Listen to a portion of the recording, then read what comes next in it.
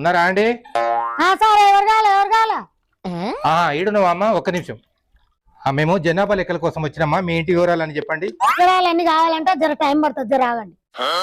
సరే ఆగుతా కానీ ఒక కుర్చీని తెప్పియమ్మా. కుర్చీలు లేవని సోఫాలు ఉన్నాయి, నాకెళ్ళేస్తా సార్, జర ఆగు సార్. సరే అమ్మా, వివరాలంటే చాలా ఏముండవు. నేను అడిగిన క్వశ్చన్ కు సమాధానం చెప్పు, పని చేసుకుంటేనే చెప్పు.